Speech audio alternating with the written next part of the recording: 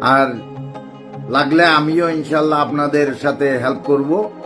Complain দেওয়ার পরে বলবেন, আমিও নিজে এসডিও সিভিল বা কোনো অফিসারের সঙ্গে কথা বলবো যে অমুক গ্রামে কেন চাউল দেওয়া হইল।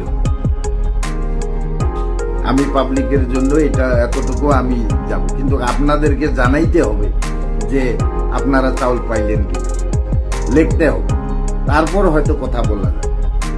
তারপর জুন মাসের চাউলটা আপনারা মনে রাখবেন, মনে হারাবেন না। যদি কোনো হোলসেল বা ফেয়ার প্রাইস সব মারি দিতে চায়, ওকে বাঁধো, ধরো, আমার ডাইরেক্ট কথা, ওকে বাঁধো আর অফিসিয়ালি কমপ্লেন করো, তারপরে দেখা হবে। তো যাই হোক, জুন মাসের জন্য তৈরি হন। জুন মাসের অ্যালটমেন্ট অলরেডি আছে। আমার মনে হয় চাউলও উঠাইছে হোলসেল গুলো, খালি পারমিটটা 8 তারিখের আগে হবে। পারমিট পাইলে সাথ ফেয়ার প্রাইস সব জায়গায় চাউল নাও, আর আমাদের রেশন কার্ড হোল্ডার আমাদের অঞ্চলের মানুষকে ডিস্ট্রিবিউট করো, এটা আমি অনুরোধ করব। তারপরে যদি আবার না দেওয়ার পরে বলেন সোপিওর কমপ্লেন করে, সোপিওর লাগিয়ে থাকে, সেটা আমার দোষ।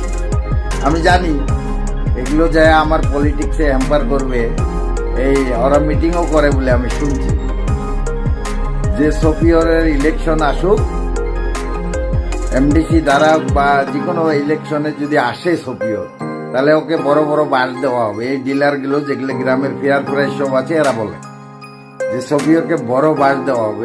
টেনশন নাই, আমি বাস নিয়ে নেব, চিন্তা নেই। আমি ওই ফেয়ার প্রাইস সবদেরকে বলি, তোমাদের বাস আমি নেওয়ার জন্য তৈরি, পাবলিকের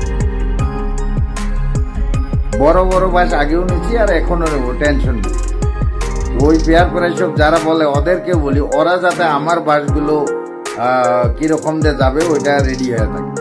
আমি ইনশাল্লাহ প্রত্যেক মাসেই ওদের চাউল কখন হবে কখন না হবে আমি পাবলিককে জানাবো। তারপর বিচারটা পাবলিকের উপরে, আমি তো করতে পারবো না আপনাদের গ্রামের বিচার।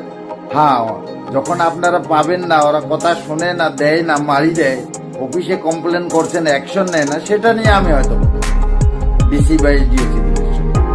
কিন্তু যদি আপনারা রেশন কার্ড হোল্ডার কমপ্লেন না করেন চাউল না পাওয়ার পরে, তো আমার করার কিছু নেই। আমার কর্তব্য শুধু ইনফরমেশন দিলাম। বাকিটা যদি আপনারা পাইছেন বলেন, না পাইয়াও, সেটা আপনাদের।